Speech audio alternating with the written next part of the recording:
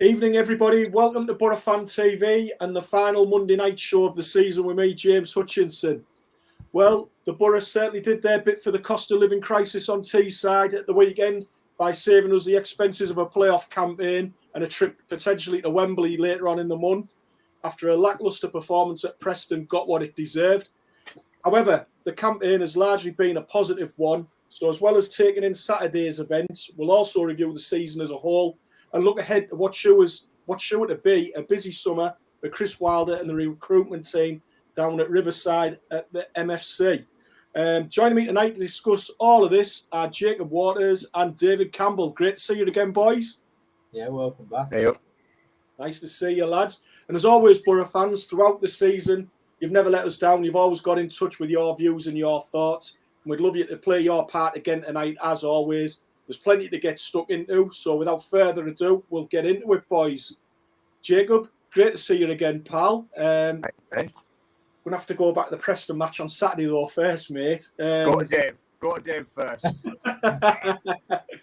As it transpired, Jacob, results elsewhere meant that it didn't really matter what happened on Saturday in terms of the Boro game. Did that lessen the disappointment for you any, though? I became quite numb after the second goal, to be honest. I became very numb. No, it was obviously a disappointing performance, but a bit more of a sucker punch considering, the magnitude of the game. So, we needed at least to get a win. And if all other things hadn't gone in our favour, we could say, you know what, we still went there. We gave everything. But that kind of keeling over and getting rolled over like that by a Preston side that, let's be fair, they're all right, but they are where they are for a reason. They're not great at all. They've got a few all right players, but then everyone's got a few all right players in the Championship. But I felt we just rolled over and it was a lacklustre performance from looked like very disjointed, lethargic side. So I was really disappointed. But then also, as you know, my glass is half full. So I was already thinking, you know what? Doesn't matter. There's no VAR. I can cheer and I don't have to look over my shoulder wondering, all that. So, and I do think my overall bigger picture is that we probably needed another season in the Championship. As disappointed as I am, because I would have, at the start of the season, I thought, I really want to get this top six, and I felt it. However, we've just missed out on it. So, and we've got, with a new manager, etc., I'm still optimistic about the potential of next season. And we might have this chat at the end of next season, and I might be saying the same thing, who knows? Seem to have been saying the same thing the last few seasons, mate, but never mind. You could be right, we could be going up next year, or it could be more of the same. David, we spoke on last week's show of being wary of Preston and not to dismiss them as a side with nothing to play for.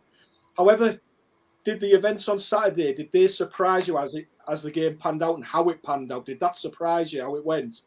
Potentially, but I think that was more because of our attitude. I look at the games against Stoke and I looked at the game against Cardiff, and I thought our attitude against those two teams were pretty poor as well, considering the games were there to be taken against teams that weren't had nothing to win. So like Stoke, for example, until we got our first goal, the game just looked like it was just a pre-season friendly. And against Cardiff, we just looked like it was so disjointed and we could have really pushed on. So with Preston out, I expected us to come firing out the blocks, but just the attitude was wrong of the occasion. And I think that's something that surprised the fans a lot. And it's something that I would imagine Wilder's definitely going to address, because it seems to be when we've got pressure on us this season, we've struggled. But when the pressure's against us, against certain teams, we perform. Now that's a wrong mentality for me, and that needs addressing if we're going to move forward. Yeah. Just picking you up on something you mentioned earlier, Jacob. Colin Fryatt's got in touch. Thanks for watching, Colin. And he's just said, we've been in the Championship 10 out of the last 11 seasons, and we can't just pick when we want to go up. In fairness, Jacob, I go along with what you say. I think at the moment, we're nowhere near ready for a Premier League season, and I think we've got a big enough rebuild job as it stands, being in the Championship. But do you take on board what Colin's saying there, Jacob? I do, yeah, and I think you've got to look at the project as a whole, and I think with Wilder coming through half of the season, inheriting a squad, then trying to build a squad, I think you've probably got some attitudes that he wouldn't have took along with him if he had the choice to. Given all the circumstances, I'm thinking to myself, maybe going up wasn't the greatest idea right now. And to be honest, I don't think we would have won the playoffs anyway. Like, I don't think we're strong enough to win them. But I think we could do with another Wilder season where he builds something solid, maybe gets a couple more permanents in. Obviously, a lot of the lads we've had in have been loan signings.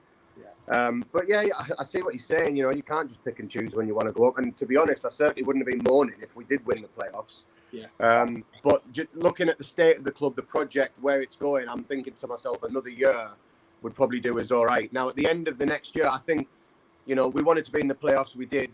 Next season, it will almost be, that is his focus. It has to be that next season. I think that would be Steve Gibson's expectation. You know, we've got, I mean, I think that's Chris Wilder's expectation. He's not a manager that's coming in to finish mid-table. And perhaps, you know, given a longer space of time, we can really build something that has a solidity to, that when it gets into the Premiership, you don't have to ship everyone out. You don't have to change it that much, you know. So, that's massive. Yeah. Yeah. I mean, David, going back to Saturday's game with Preston, we had further evidence in front of our eyes there of a centre forward and what an effective centre forward can bring to your team. With Emil Rees-Jacobson, he got 2 goals. That's 20 goals I think he's got for the season. One of the targets, obviously, for the summer is addressing the issues with our strike force. Was it simply a case of bringing strikers in, or is the problem far deeper than just bringing in new strikers? Yeah, I think it is a lot far deeper. It's obviously, we haven't scored enough goals. I mean, you talk about Crooks being our top goal scorer, that just highlights it. But I think he needs to stick with a pairing as well. I've seen too much interchange between the strikers under Wilder, and I don't think that gets the fluidity.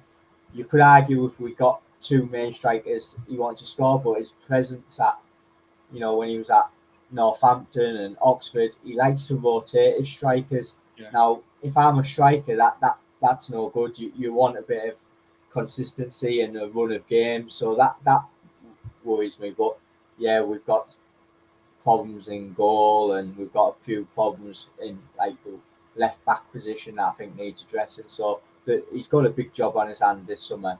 Yeah. And I just echo what Jacob said. I did say I didn't think we were ready to go up. And that's not to say we will next season, but look how much money you need to spend to survive. And we don't just want to come back down and be embarrassed straight away. Yeah. Go on, Jacob. I was just going to say there, correct me if I'm wrong, but I am under the impression that when Wilder came in, he stuck with Sporer and Watmore for a consistent period of time up front, didn't he? And then 4 games. I remember that they spurned a lot.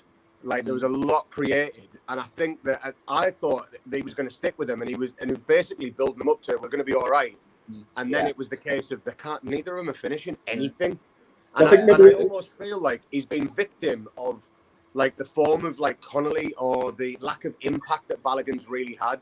It's almost like, you know, put his eggs in those baskets thinking this is going to bring us some, you know, some decent return, and it just hasn't. And I think on the striker front, we've pushed to do something. We've clearly pushed, because I think Balogun's an exciting sign, like really exciting signing. Yeah. I mean, Connolly maybe not so as much, but I think we've definitely. But for some reason, the stars weren't aligned with us, because, you know, on another season, Balogun could have turned it on, because he's definitely got it in his pocket. So in another season, he comes in and hits goals, you know. So Balogun did. He hit a rich vein of form, and then went on international duty. He scored 3 for England under 23s and came back, and he never got a sniff. And then we're seeing Connolly get like a run of 8 games where he offered nothing. It was baffling, that, to me. I wonder if that's the attitude he was talking about when after the game he was saying there's players in here who've almost held me ransom because my hands have been behind my back. And I was thinking to myself, that has to be, in my head I was like, that's got to be Balogun, because to me, he seems like he's got a bit of an attitude already. But for someone who started to find a little bit of form and then all of a sudden not get a sniff, hardly, I'm thinking, and I think he probably could be one of those players that I'm a bit bigger than this club type of thing. He was backing it up with a few goals though, wasn't he? And if you do look at like attitudes of strikers who are a bit arrogant and need that streak, where Connolly he's got an attitude problem, but he wasn't delivering as well. So it just baffled me completely. Yeah. I mean, David, at the other end of the pitch on Saturday, I thought the goals we conceded, they were nearly all self-inflicted wounds again. Losing possession, not strong enough in the tackle. I mean, we didn't give ourselves a chance on Saturday, really, did we? No, they were really soft goals to concede. And let's be honest, we could have even conceded a fifth with Daniel's error pushing it into his own net. And yeah, there were just calamity mistakes, and it just reminded me of Wilder earlier on in the season where we just kept making the same mistakes, and it needs addressing, and that for me is an attitude problem. I mean, talking of attitude problem there, Jacob, I mean, I can't help but think on the last day of last season, we played Wycombe at home.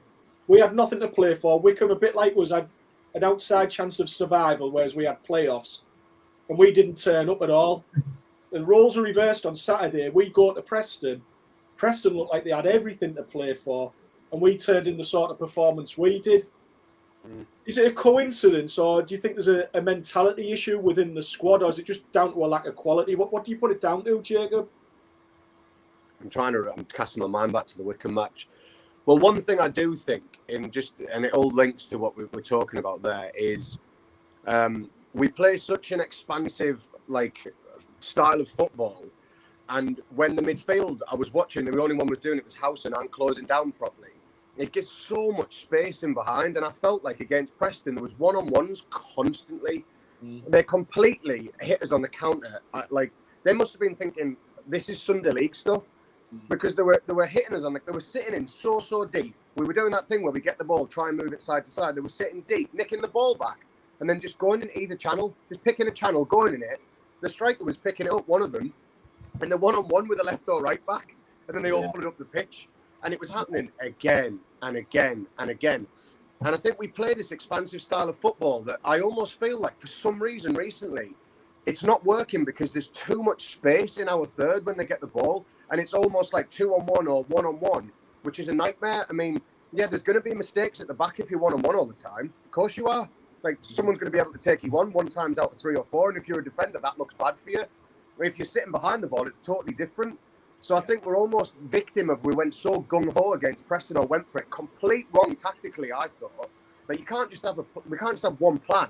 There has to be some kind of adjustment. And I feel like we've just had that same thing each time.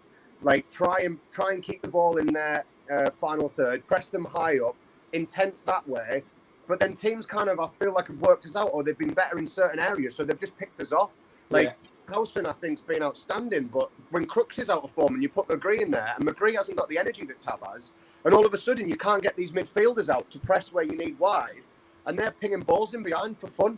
And I was watching that again, and I think not having Tab in that middle and having McGree absolutely stung us, because when they've got the ball in midfield, Tab doesn't give them any space at all. McGree's 2 yards off his kind of pace and tenacity at this present moment in time, probably because he's not fully fit.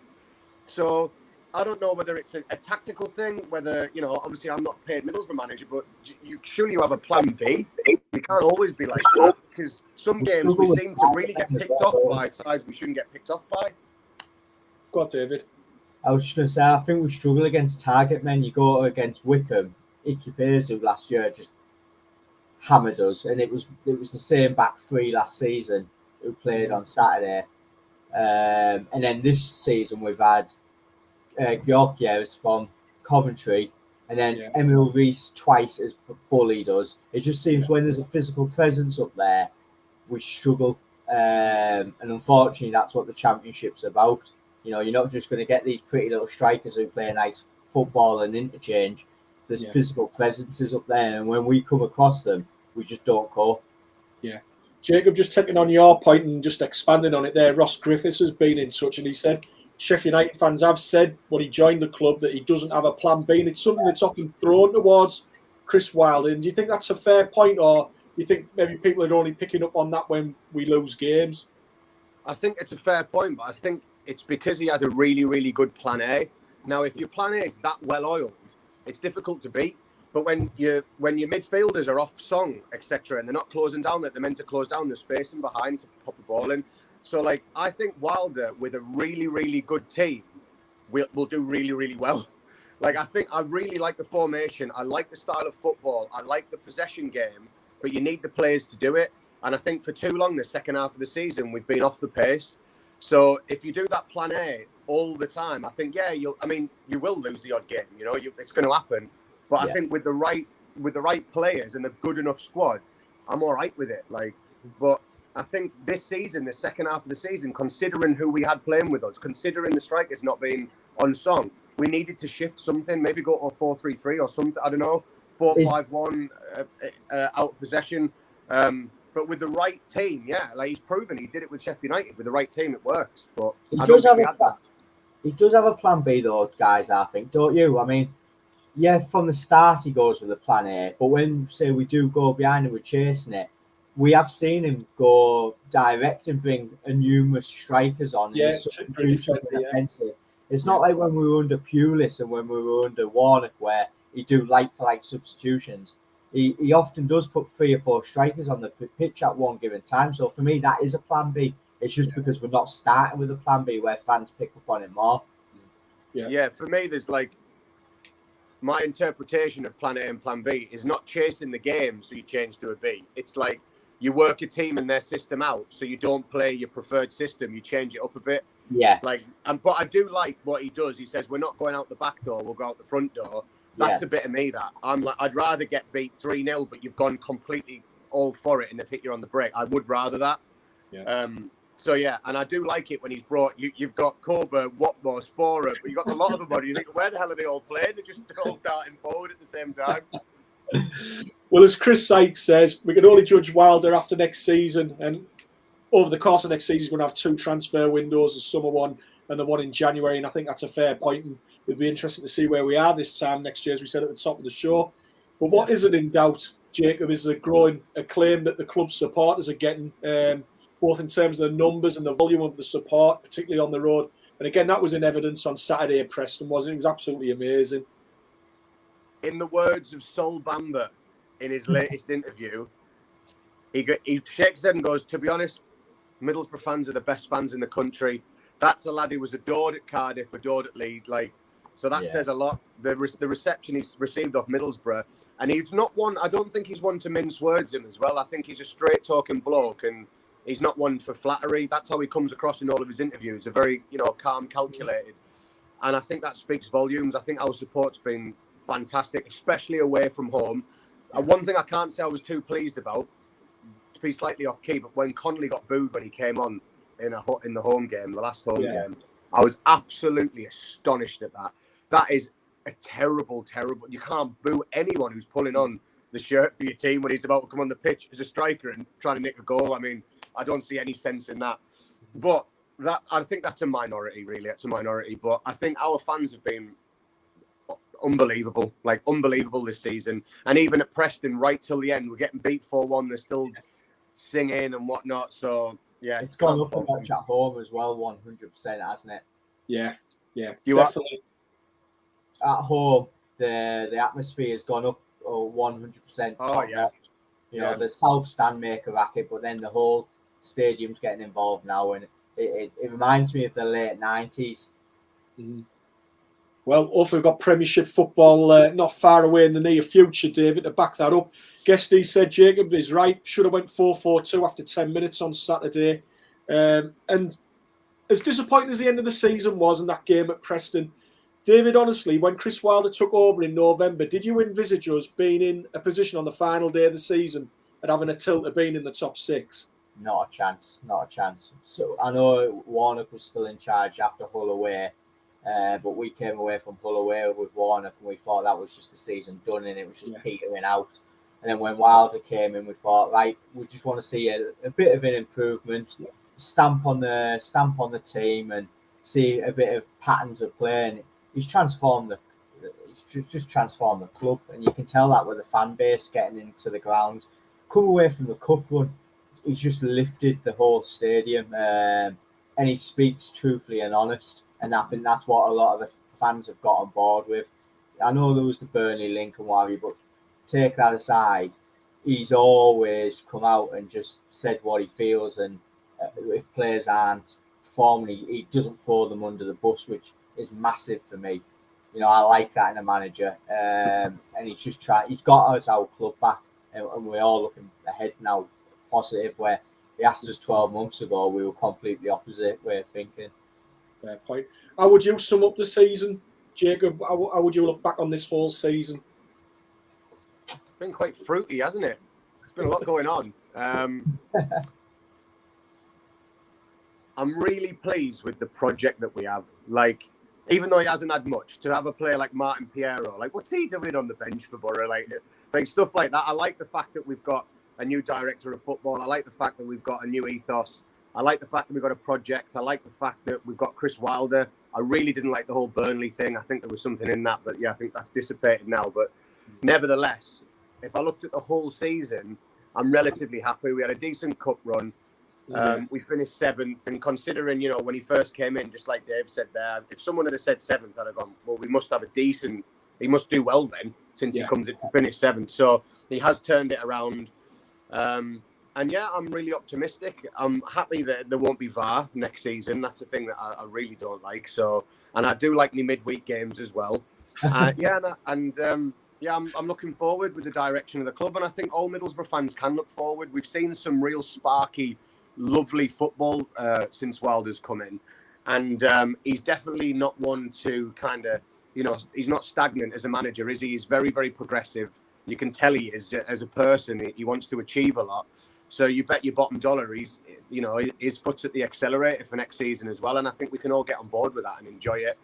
And I think if you looked at the bookies, realistically, look at the bookies before the season kicks off. I bet you we're favourites for like a top 6 spot. You won't get great odds on Middlesbrough because I think there'll be an expectation that'll happen. And I think that's all right. I think we can have that expectation as well as fans. Yeah. And I'm looking forward going into next season with that. Yeah, I think so, James. I mean, at the end of the day, you want to be looking to progress season upon season. Now, last year we finished 10th. We finished 7th this year.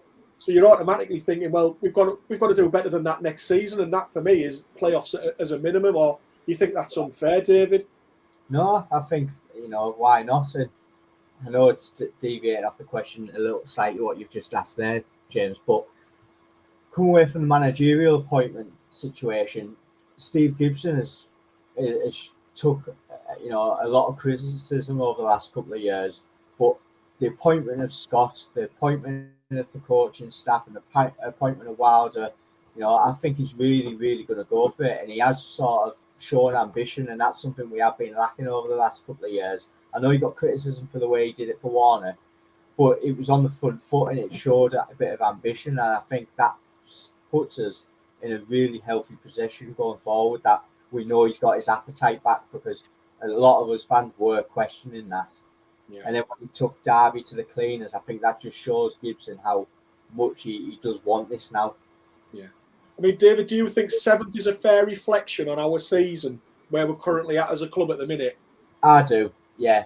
In terms of, we've been, even under Wilder, in terms of the season as a whole, we haven't been consistent apart from the first 10 games under Wilder. Other than that, we've always fluctuated between our inconsistency with our results. So I think 7th is right. I know a lot of fans are getting on board with like, Huddersfield, you know, what they've spent, and Luton, what they've spent, but they've got a good team ethic, and that gets you a long way in the Championship, and I just don't think we've got that yet. Yeah. Jacob touched upon it earlier. He is carrying people, Warnock's attitude players. Not saying that the problems, but they're not his type of players. And I think once he starts shipping them out, you'll see us being up there for next season. Yeah. Well, Steve Gorby thinks if Wilder stays all the next season, Boro will be top 4, better results and more goals. As long as he's not got Sheffield United away. Jesus. Yeah, he's not going there again with us. No chance. We mentioned Huddersfield and Luton there, lads, and they're both in the playoffs. I'll ask you both, but coming to you first, Jacob. You've got those 2 teams, Forest and Sheffield United, in there. Who do you think's going to emerge victorious from the playoffs out of that 4? Do you know, when you say Huddersfield and Luton made the playoffs, after watching some of Huddersfield's performances as well, it makes me think, how have we not sorted the job?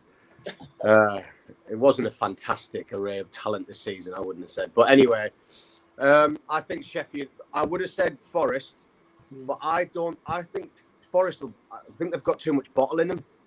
Right. I think they've just got a bit too much bottle in them. And I think, for me, Sheffield United have smashed into it exactly when they've needed to. And they seem to be a little bit more aggressive with the performances. I do think this Forest side is a really, really strong side, though. Mm-hmm. But I reckon Sheffield United, I reckon Sheffield. Yeah. David? At the beginning of the season, I knew Sheffield United would come on strong. That was under Slavisa. But I'm seeing their injury problems. I mean, if they had a fully fit squad, it would be insane. And they've still managed to get in there. So, yeah, I reckon the onus is on Sheffield United. I'm going to go with Sheffield United to do it. What about you?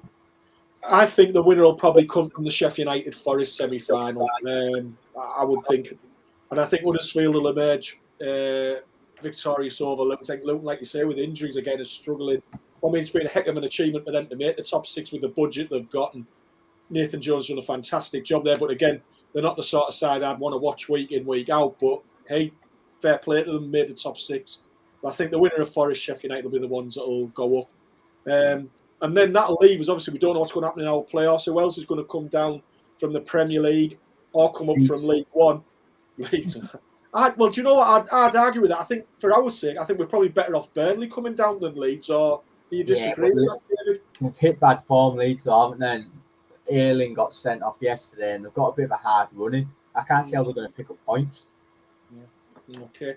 Well, I was just going to say, leading on from that, lads, do you think the Championship next season, do you think it'll be more difficult to get out of, or do you think it'll be a similar sort of league, or do you think it'll be easier to get out of? What's your take on how it's going to be next season, the Championship? What sort of a league do you think it's going to be, Jacob? I don't. Do you think it differs that much? Every season you get relegated teams from the Premier League. They're coming down. Most of them have got stronger squads than any in the Championship. I never look and go, oh, it's going to be that much more difficult. Or if anything, I think we're probably in better stead than we have been before because, of the project and because of the way we're going. So I would say in comparison to this season, we've got our feet on the ground better than we did at the start because, in my opinion, we've got a better manager and we will have, once it's built, a better squad for the season start. So if anything, I'd have to say that. But I'm not sure, I don't know your opinions, that there's a huge, difference. At the end of the day, you get the teams relegated from the Premier League. They're relegated for a reason. They haven't been as good as the rest of them. Yeah. Well, just look at last season. We were all talking about Barnsley and look at what's happened to them this season. Yeah. Do you know what I mean? And there's always teams. I mean, I doubt very much anyone will have had Huddersfield and Luton in the top 6 this season. No chance. So, yeah, I mean, people say, David, about, the Championship's becoming a little bit like the Premier League now because of the parachute payments and you can always predict which teams are going to be up there. But as we've said there, Huddersfield, Luton, I mean, Forest have been out the top flight for over 20 years, yet they're up there this season. So there is hope for anyone to make the top 6 in the Championship, isn't there? Yeah, if you get a good run of form and a bit of consistency, and what I think having a good morale in your camp goes a long way. And once you get that, anyone, you usually can tell the top 2, top 3 who are going to finish in the top 6 at least. But the other 3 positions are like a lottery, and Norwich coming down. You don't know how that's going to affect them. I know they bounced back, but they've got serious problems for me with an aging squad. Watford, they can be all over the place. So look, next season it could be anyone's again. Yeah, Stephen May said it's going to be harder than ever next season. A lot of good clubs wanting to achieve the same things. Isn't that the same every season though? Yeah, I think it is. I mean, it's just I worry about maybe say the likes of if an Everton came down or Leeds, and I think they're on another level compared to the likes of Burnley, Watford, Norwich, and I just think that's one place potentially gone straight away. Like when Newcastle have come down, can more or less predict that they're going to smash the league, and I think probably potentially Leeds or Everton would do that next year. I don't know. You lads might disagree with me on that. No, I'd go along with that. I mean, you don't know. Yeah, well, you don't know. We don't know. What we do know, though, today, Jacob, the club have released their retained list for next season. Was there any surprises for you on that with regards to the players that are out of contract? No. I expected that to be the case. I maybe thought would he offer Neil Taylor, but then because he hasn't really been getting on much recently. But I thought you never know. But Johnny Howson expected to hire Harry. I'm wearing his hat, by the way. Just said hello. what was I saying there? We were talking Neil about the Taylor. retain list, weren't we? Yeah, Johnny Howson, I expected to get. He'd probably get. I'd have thought another year, 18-month contract extension. Bamber, Peltz, and Taylor. Yeah, I thought they'd all likely go. Yeah, I'm interested to see what happens for Bamber next. I wonder if he'll be re-employed in some kind of coaching role with the club. I don't know. Like, is he being let go now, but he's going to be brought back in? I don't know. I'm interested in his career going forward though, because what a fella he is. Yeah. I was hoping there was a few more termination of contracts on that list, to be honest with you. Go on, name names. Go on, David. name a name. Go on. Well, to start as the 2 goalkeepers, and then you're looking at Fisher. Hasn't played all season, barring injury, I know, but he's only on a 2-year. Then you got Sammy Amiobi, hasn't kicked a ball, So I thought there might be a few more on there, because you're not going to get money for them. So and Hall, people like that, these guys are on sort of big wages, and you're not going to get any value for them, as in like transfer fee. So let's just get rid. Let's start afresh. I know it's going to cost them money and compensation trying to get rid of them, but I think that's what we need to do if we're going to set a clean slate. He talks about attitudes around the club. Well, how can you have Grant Hall, who's on X, Y, and Z, who doesn't even bother training around? You don't want people around like that around the club. Interesting. Yeah, interesting. Well, let us know, Boro fans, what you think about that. Do you think there maybe should have been more players on that list today, or do you think the club are holding out for money which they may not get for certain players? And it's about being realistic as well, I suppose, Jacob, isn't it? We don't have the biggest of squads as well. I know a lot of people have said this year that we don't have a great deal of strength in depth. Is it a case of just waiting and see further down the line? It's not the biggest pre-season this year, but we've got to be careful with how many we let go. Or do you think some players need to be moved on? Tell you what, though, lads, Dave, there's what you're saying that we've got some rebuild, actually, haven't we? Yeah. Like, I'm just thinking, like, we have got some rebuild with obviously all the strikers, like Bar, Watmore, and Coburn. Yeah. We've got Dale Fry, who's probably going to be hunted. We've got Tav, who's probably going to be hunted for. Oh God, we need someone else in the sticks. Like, he does have quite the rebuild on next season. But Grant Hall, I just giggled to myself when you said Grant Hall. I mean, slow centre half, Bernardo Espinosa. Jesus. Well, you mentioned there, Jacob, it is going to be a big summer of change at the club. Is he anyone, you two lads, I'll come to you first, Jacob, that you'd be sad to see leave, and say, out of the big 3 that you would say are the 3 that are maybe the crown jewels at the club, Tav, Fry and McNair, how many of those 3 do you think are still going to be here come the end of July? The first part of your question, do I really need to answer it? Probably not. But yeah, the biggest miss for me would be Marcus Tavernier by a country mile. And that's not to say that, Paddy's been outstanding, but I just think Tav's a different level, in my opinion, what he brings. And I don't know. I think Paddy will probably stay. I think he'll be the one who'll, out of the 3, who'll definitely stay. I've heard stuff where he's really settled at the club. I actually could see him potentially being a captain next season, to be honest, Paddy McNair. Mm-hmm. Dale Fry, again, he's homegrown, and so maybe he's someone who'd stay, depending on if you get a decent bid for him. Sadly, maybe Tav is the one that wouldn't, because he's where's Tav from? He's from Leeds, isn't he? Yeah. Or is he from Manchester? Leeds. His head might get turned at a club like Leeds, or if someone offers, I think if someone comes in for 15 million for him, and he's going to be on a bit more money, and he gets a Premiership deal out of it, I think he's going to want to go, in my opinion. And to be honest, the way fans treated him at the first half of the season, what's he got to stay for, really? Like, he was getting battered, but he had managers having to come out publicly defending him, man. That's how bad it got. But I would personally say he's our best player that we've got. So I'd be really, really sad to see him leave. I think he'd be an absolute gem next season in a side that's built a bit better than this. But hopefully we keep all 3. Right. Okay. David Bentley said Wilder suggested 2 big sales. So in his opinion, it's going to be Spence and maybe Tav. What about you, David? What's your thoughts on all that? I'm going to be absolute gutted that Jed Spence is leaving this football club, first and foremost. But on a serious note, I know it's going to be controversial because we haven't seen him much, but the only thing that would disappoint me if we've seen Piero go without actually seeing him have a run of games, I think it'd be one of those signings where his career would kick on if he went to another country and we hadn't seen the best of him. And as I know, we don't see what the coaching staff seen, but we've paid $6.5 million for a midfielder. We must see something in him.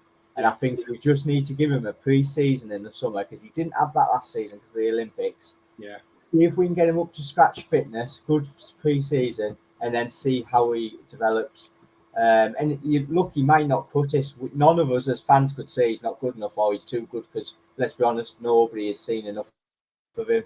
So let's give him a chance and see how that one goes. If he went, I think we could regret it because we've seen this happen in the past with players where we've just wrote them off after half a season.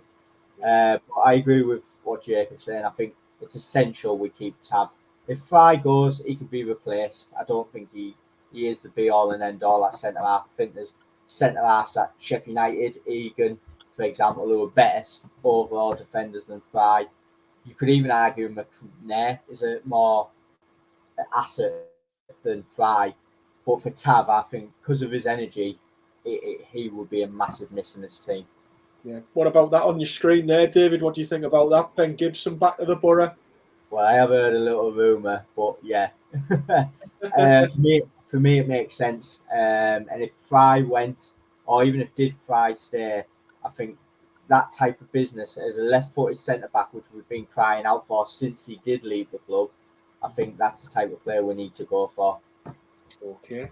Well, we'll come back to the ins and outs and other things like that in a moment. But before we leave the season that's just finished, ask you both for your player of the season and signing of the season from a Boro point of view. So who's been your player of the season and who's been the signing of the season? That can include loan players if you really want to. So if you say Lisa, I'm coming off now.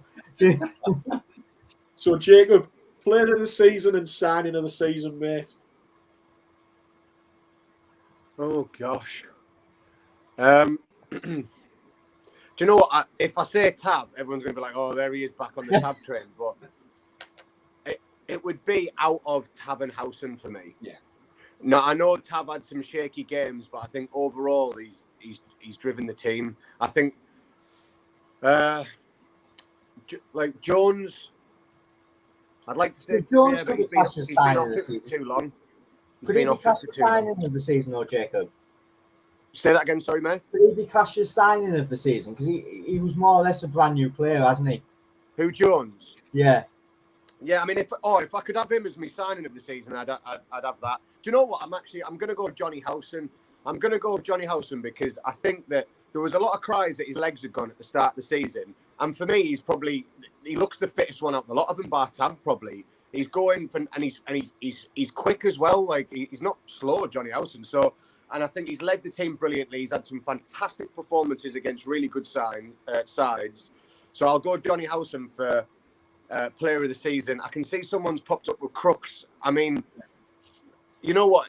If his season hadn't dissipated for the other half, I would have probably said Crooks because at one point he was my centre midfielder out in the Championship. But I think he's went so far off form. I know he's bagged a few goals, but his overall play, I can't track. I think he's gone so off song. Even me and Dave were talking before the match. Like, does he stick about next season? And if he does, what if his goals don't come because he'll drop his play? He wouldn't get in if he's not scoring. I think the thing is, sorry, Jay, I was going to say, I think the thing is, I think most people are saying he's our signing of the season. Does that then say, and I'm not putting Matt Crooks on, he's our top goal scorer, but does that say that our signings probably haven't been the greatest, that Matt Crooks is our signing of the season? I'm not having a dig at the lad, but the signings have really been a little bit disappointing, haven't they?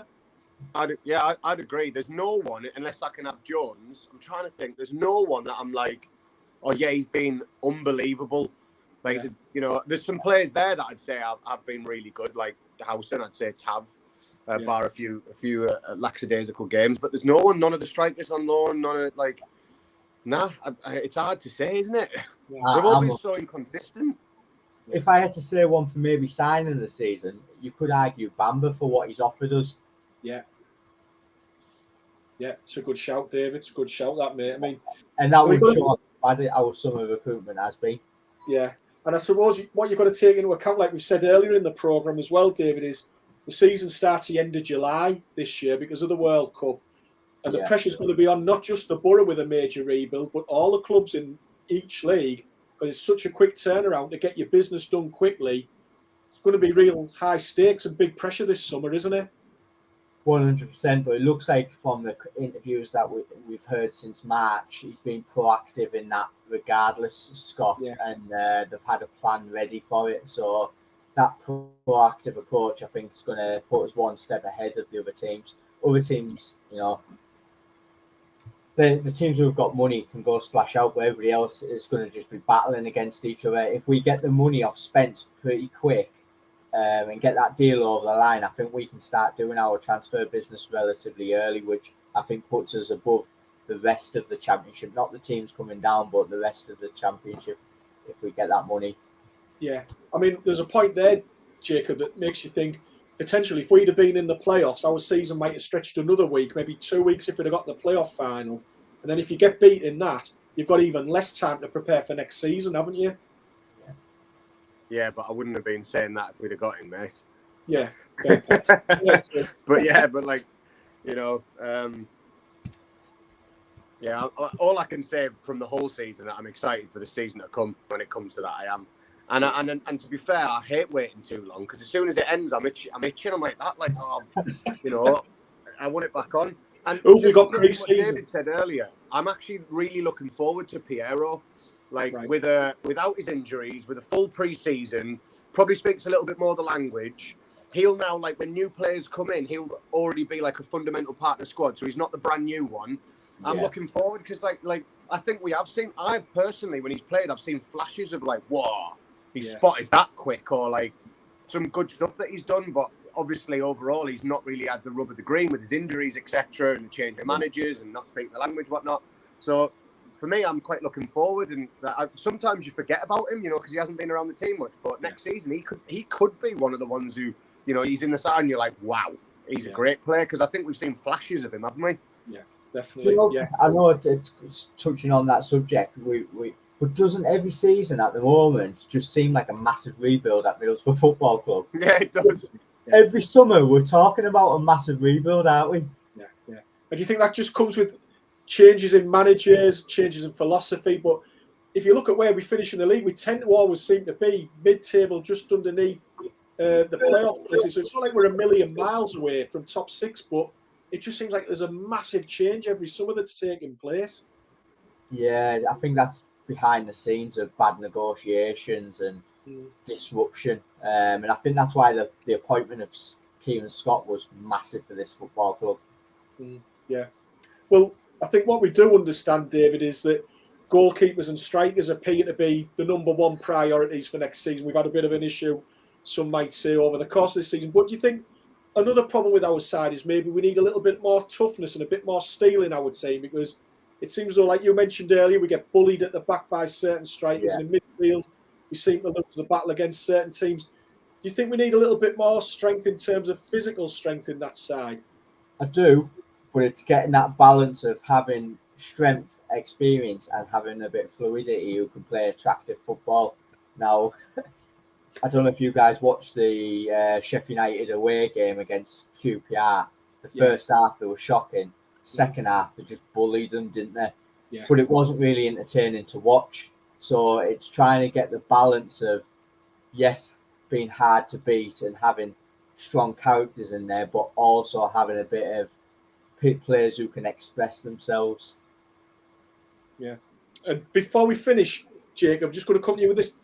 Does the business that the club conducted in January worry you with what's ahead this summer? Because, as we've said, it wasn't the most successful transfer window ever. Do you think that was more a case of Chris Wilder had only just joined the club, Kieran Scott hadn't been there a great deal of time either?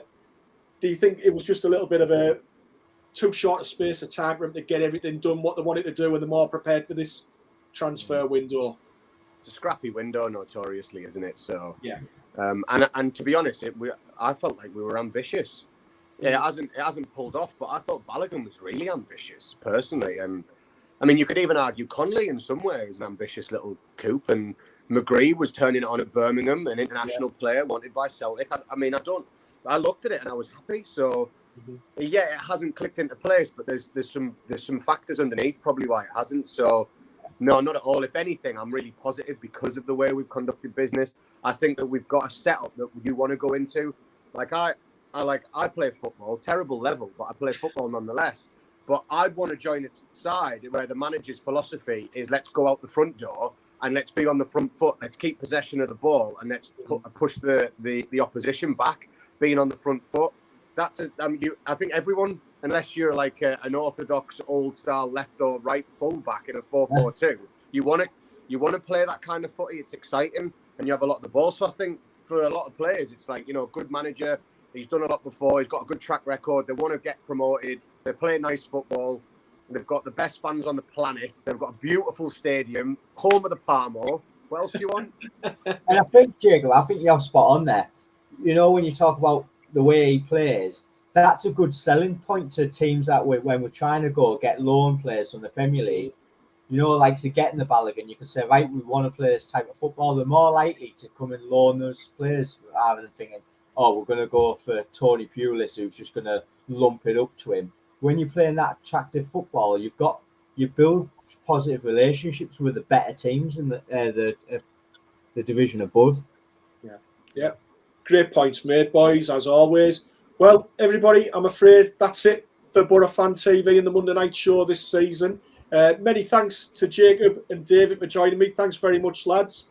Appreciate it. Cheers for having us. No problem at all. I'd like to thank all the fans that have appeared on the show over the course of the season and everybody that's contributed each week with all their comments and views. It's been greatly appreciated and it's always a pleasure to be involved in this show. Hope you all have a fantastic summer. Enjoy yourselves. Make sure you're fit and raring to go for the start of the season at the end of July. So from everyone here at Boro Fan TV, have a fantastic summer. Take care. All the best and up the Boro. Up the Boro.